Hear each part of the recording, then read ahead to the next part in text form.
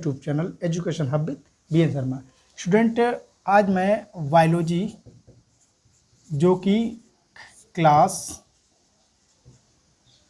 12 के जीव विज्ञान के फर्स्ट यूनिट फर्स्ट जो है जीवों में जनन, जो फर्स्ट पार्ट है आपका जनन, उसमें फर्स्ट लेसन जीवों में जनन को बताऊंगा किस तरह जीवों में जनन होता है और किस किस विधियों द्वारा जो है उनमें जनन की क्रिया संपन्न होती है। तो सबसे पहले आपको बता दें कि आपका जो बायोलॉजी शब्द है वो जो शब्द दिया था, जीव विज्ञान जो शब्द दिया था वो दिया था लैमार्क और ट्रेविनर्स ने,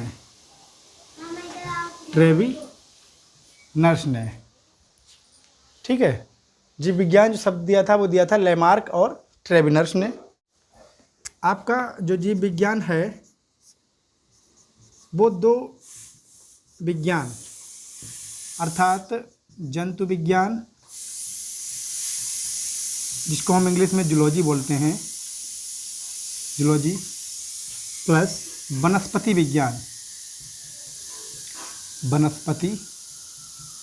विज्ञान, इसको हम अंग्रेजी में बोलते हैं बॉटनी, ठीक है, इसको हम बोलते हैं बॉटनी। दो विज्ञानों से मिलकर जो है जीव विज्ञान बना, जिसको हम बताते हैं बोले जनक कहे जाते हैं, father of the zoology and biology जो कहे जाते हैं वो हैं आपके अरस्तु को हम जंतु विज्ञान और जीव विज्ञान का जनक मानते हैं। इसी के साथ साथ वनस्पति विज्ञान के दो जनक हैं, उन्हें हम थियोफ्रेस्टस कहते हैं। क्या कहते हैं? थियोफ्रेस्टस। ये वनस्पति विज्ञान के जनक हैं, ठीक है। अब हम शुरू करते हैं कि जीवों में किस तरह से जो है जनन की क्रिया जो है वो संपन्न होती है। तो जीवों में मुख्यतः दो प्रकार से जनन होता है। एक और होता है कायिक जनन, जिसको हम बोलते हैं। मुख्य रूप से जीवों में जनन करने की दो ही विधियां होती हैं। पहले जान लेते हैं जनन होता क्या है। जनन वह प्रक्रिया है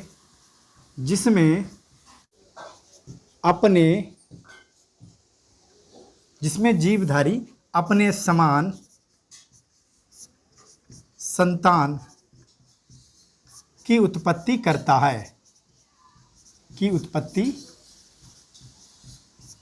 है, अर्थात जनन की क्रिया मानव जीवन और अन्य जीवों और पादपों के लिए बहुत इंपॉर्टेंट है, क्योंकि इसके द्वारा ही जीवधारी अपने समान जीवन की उत्पत्ति करता है। जनन जो है वो दो प्रकार से होता है मुख्यतः। नंबर एक होता है अलैंगिक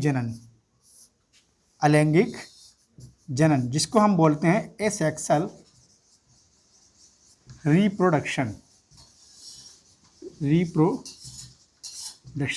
एंड सेकेंड जो होता है वो होता है लैंगिक जनन। इसे हम बोलते हैं सेक्सुअल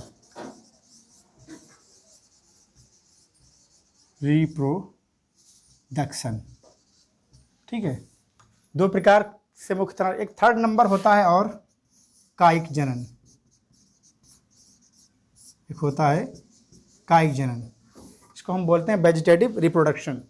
ये पौधों के भाग से, मतलब काय मतलब होता है बॉडी, काय का मतलब ही होता है कि बॉडी, अर्थात पौधे या पेड़ का जो पूरा भाग होता है या किसी जीव का जो पूरे शरीर होता है उससे ही नए जीव की उत्पत्ति होती है, उसे हम कायिक जनन बोलते हैं। तो इसको हम बाद में देखेंगे। सबसे पहले हम देखते हैं अलैंगिक जनन क्या होता है। अलैंगिक जनन क्या होता है, किस प्रकार से होता है और कौन कौन सी विधियों से जो है अलैंगिक जनन संपन्न होता है। तो अलैंगिक जनन को एक और नाम से हम जानते हैं, इसको हम कहते हैं एकल जीव जनन। अलैंगिक जनन को हम कहते हैं एकल जीव जनन, अर्थात कहने का तात्पर्य यह है कि इस जनन की प्रक्रिया में केवल एक ही जीव भाग लेता है, एक ही जीव भाग लेता है, भाग लेता है। अलैंगिक मतलब लिंगों का मिलन इसमें होता नहीं है, इसीलिए इसको हम अलैंगिक जनन कहते हैं। इस प्रक्रिया में केवल एक ही जीव भाग लेता है, अर्थात एक ही जीव में संतान उत्पत्ति करने की प्रचुर क्षमता होती है। एक ही जीव संतान उत्पन्न करने की क्षमता रखता है, क्षमता जो है वो रखता है। अलैंगिक जनन विभिन्न प्रकार से होता है, वो विधियां हम यहाँ पर देखेंगे। सबसे पहले अलैंगिक जनन की जो विधि होती है वो होती है विखंडन। विखंडन जिसे हम बोलते हैं फ्यूजन, इंग्लिश में हम लोग बोलते हैं इसको फ्यूजन। फ्यूजन इस विधि में क्या होता है, इसमें जीवधारी का जो बॉडी होता है, अर्थात जो पेरेंट्स होते हैं उनका जो बॉडी है वो विभिन्न पार्टों में डिवाइड हो जाती है। ये विखंडन की क्रिया भी जीवधारियों में जो होती है वो दो प्रकार से होती है, टू टाइप्स से होती है। क्या होता है विखंडन में, सबसे पहले होता है द्विविखंडन। द्विविखंडन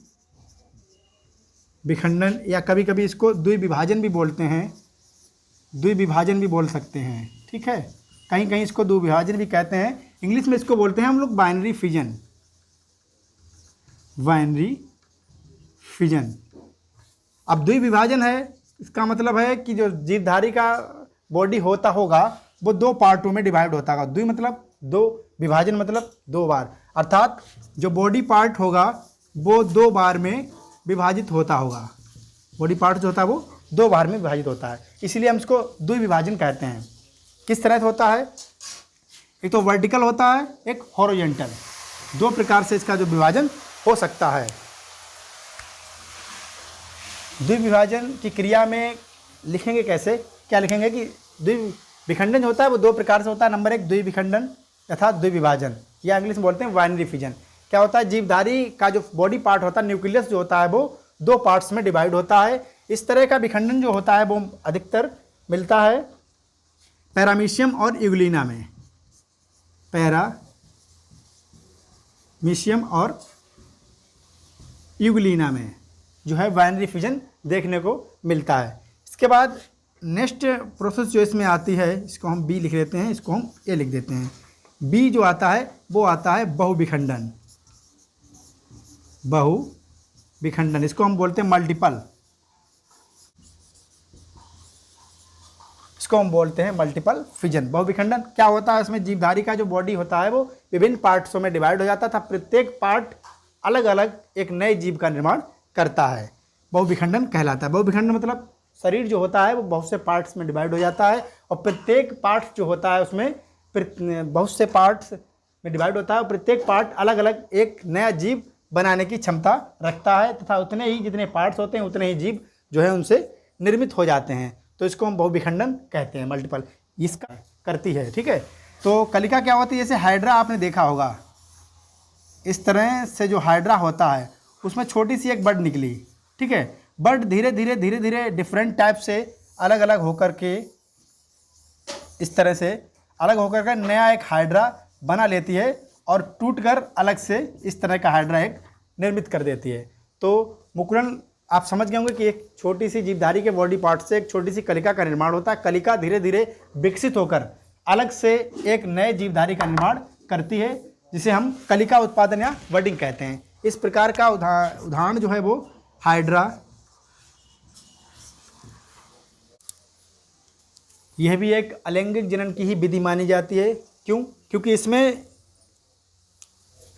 बिना निषेचन के ही जीवधारी वृद्धि करके, बिना निषेचन अनफर्टिलाइज्ड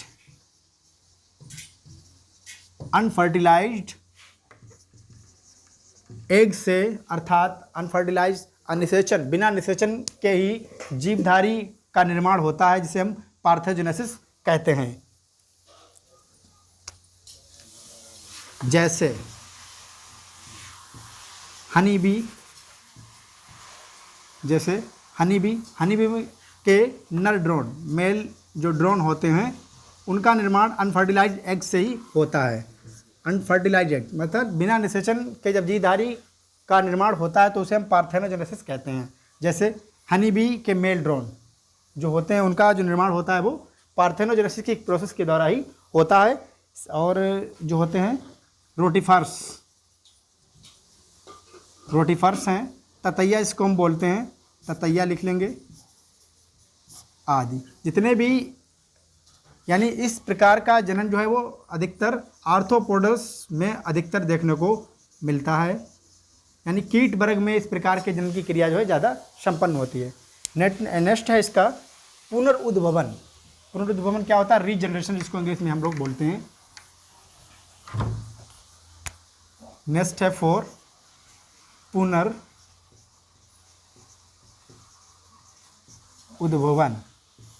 अर्थात रीजनरेशन। रीजनरेशन मतलब इसमें क्या होता है कि जीवधारी अपने क्षतिग्रस्त पार्ट की, मतलब किसी का कोई पार्ट टूट गया है, जैसे स्टारफिश आप लोगों ने देखी होगी, एक सिलेंट्रेटेड है, समुद्री जीव है, तो इसकी अगर ये भुजा इसकी टूट जाती है, सितारा मछली इसको बोलते हैं स्टारफिश, इसकी अगर ये भुजा टूट गई तो ये रीजनरेशन की क्रिया के द्वारा दोबारा जो है ये आ जाती है, तो इसे हम कहते हैं पुनरुद्भवन। पुनरुद्भवन की प्रोसेस जो है क्या होता है, इसमें जीवधारी का अगर कोई पार्ट जो है ख़राब हो जाता है या टूट जाता है तो उस टूटे हुए पार्ट्स की पुनः क्षति पूर्ति करना ही रीजनरेशन की प्रोसेस जो है कहलाती है। रीजनरेशन में क्या होता है, क्षतिग्रस्त भाग की पुनः पूर्ति कर लेता है जीवधारी, तो इस प्रोसेस को हम पुनरुद्भवन कहते हैं। जैसे ये क्रिया जो होती है amoeba, sponge, hydra and starfish ETC आदि अन्य जंतुओं में जो है रीजनरेशन की प्रोसेस को देखा जा सकता है। नेक्स्ट जो 5 नंबर आता है वो आता है आपका बीजाणु जनन। बीजाणु जनन अंग्रेजी में बोलते हैं स्पोरुलेशन। बीजाणु जनन क्या होता है? जीवाणुओं, प्रोटोजोआ, एल्गी, फंगस और ब्रायोफाइटस के टेरिडोफाइट्स में बीजाणु जनन एक सामान्य प्रोसेस होती है, जिसके कारण जो है अलैंगिक जनन संपन्न होता है। क्या होता है?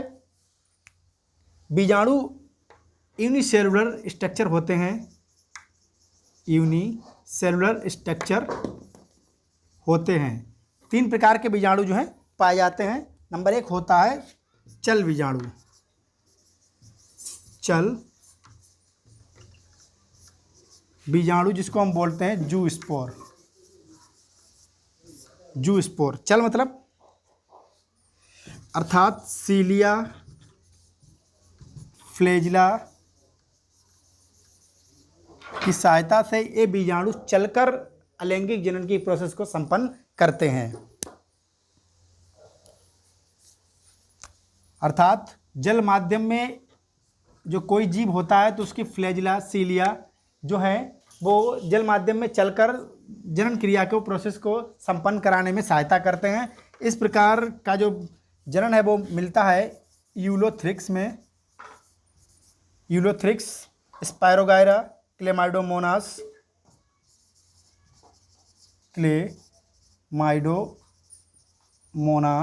यानी स्पायरोगायरा अर्थात कवक, और जो प्रोटोजोआ, शैवाल, एल्गी जो होते हैं उनमें जो है चल बीजाणुओं के द्वारा जो है वो बीजाणु जनन के द्वारा जो है लैंगिक जनन संपन्न होता है। इसके बाद होते हैं कुछ अचल बीजाणु। अचल बीजाणु, अचल बीजाणु क्या होते हैं? ये कसाब रहित होते हैं। इसमें सीलिया और फ्लैजिला जो हैं एब्सेंट होते हैं। सीलिया और फ्लैजिला जो होते हैं वो अचल होते हैं, अर्थात चल नहीं सकते, गति नहीं कर सकते। अचल बीजाणु सीलिया और फ्लैजिला अर्थात इसमें एब्सेंट होते हैं।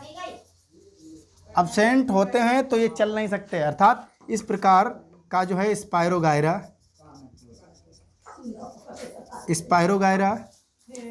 म्यूकर,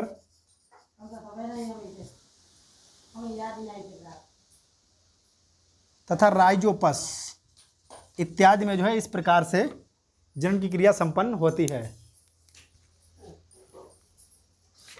नेक्स्ट जो नंबर थर्ड है कोनिडिया।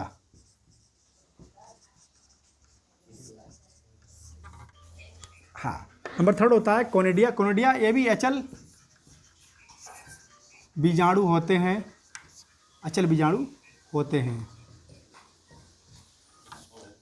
क्या होता है, कोनिडिया धारी में बनने वाले बहिर्जात बीजाणु होते हैं। ये कोनिडिया धारी में, कोनिडिया स्पोरुलेशन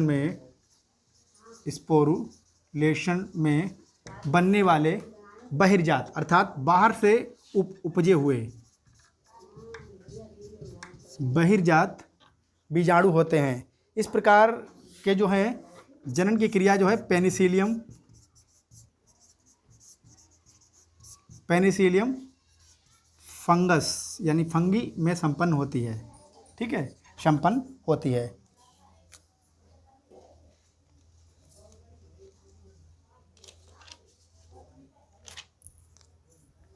एंड जो फोर्थ है इसमें क्लेमाइडो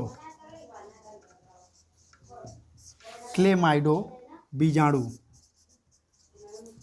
एंड फोर्थ जो है वो है क्लेमाइडो बीजाणु। क्लेमाइडो बीजाणु जो है वो राइजोपस और म्यूकर आदि में इन बीजाणुओं के द्वारा जो है अलैंगिक जनन की क्रिया संपन्न होती है। ये क्रिया जो है मोटी भित्ति वाले बीजाणु में संपन्न होती है। ये प्रतिकूल परिस्थितियों में बनते हैं। प्रतिकूल मतलब इनके अनुकूल जब मौसम नहीं होता है तो ये इस प्रकार से जनन जो है करते हैं। कौन कौन? राइजोपस और म्यूकर। प्रतिकूल परिस्थितियों में बनते हैं, अनुकूल मौसम आने पर ये चल बीजाणु के द्वारा जो है जनन की क्रिया संपन्न करते हैं। तो ये था आपका जीवों में जनन के एसेक्सुअल रिप्रोडक्शन, जिसमें हमने फर्स्ट आपको बताया कि फिजन जीवधारियों में जो होता है वो खंडन होता है। और खंडन जो होता है वो दो प्रकार से होता है। नंबर एक होता है बहुखंडन, नंबर एक होता है द्विविभाजन या द्विखंडन, जिसको हम बोलते हैं बाइनरी फिजन। बाइनरी फिजन में क्या होता है, जो न्यूक्लियस होता है वो दो पार्ट्स में डिवाइड हो जाता है। तब प्रत्येक पार्ट्स जो है वो अलग अलग होकर दो नए संतत यानी पेरेंट्स से अलग होकर नई संततियों डॉटर सेल्स को जन्म देता है। बहुविभाजन यानी मल्टीपल फिजन होता है, उसमें बहुत सी जो पेरेंट्स बॉडी होती है वो बहुत से पार्ट्स में डिवाइड हो जाती है। प्रत्येक पार्ट जो है वो अलग अलग नए जीव का निर्माण करता है। नेक्स्ट था वर्डिंग, जिसको हम बोलते हैं मुकुलन। मुकुलन क्या होता है, इसमें जीवधारी के पार्ट से अलग अलग एक कलिका निकलती है। कलिका फिर विपरीत परिस्थितियों में अलग होकर एक नए जो है जीव का निर्माण करती है, जिसे हम बडिंग बोलते हैं या बोलते हैं कलिका उत्पादन। अब हम बताएंगे आपको लैंगिक जनन क्या होता है। एसेक्सुअल रिप्रोडक्शन खत्म हो गया है, अब बताएंगे हम आपको लैंगिक जनन क्या होता है।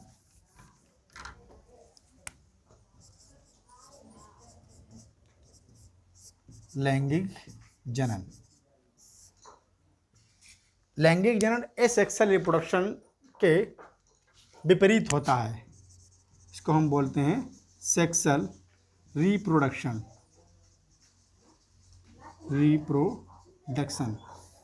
लैंगिक जनन अलैंगिक जनन के जस्ट विपरीत होता है, क्योंकि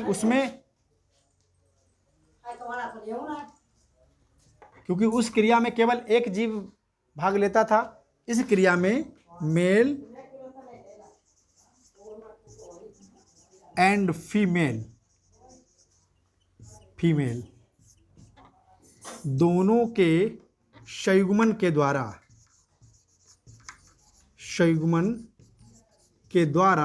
इस क्रिया की प्रोसेस को पूरा किया जाता है। इस क्रिया को हम मेल के स्पर्म एंड फीमेल के ओवम से जो निषेचन यानी फर्टिलाइजेशन की क्रिया होती है, फर्टिलाइजेशन का जो प्रोसेस होता है उससे जाइगोट बनता है।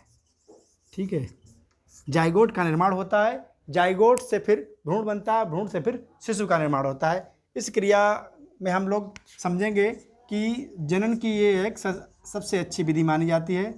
सबसे अच्छी विधि अच्छी विधि मानी जाती है अलैंगिक जनन। क्यों? क्योंकि इसमें मेल एंड फीमेल के संलयन के द्वारा जो है जीवधारी की उत्पत्ति होती है। इसमें जो जीवधारी भाग लेते हैं वे एक लिंगी होते हैं। एक लिंगी समझते हैं?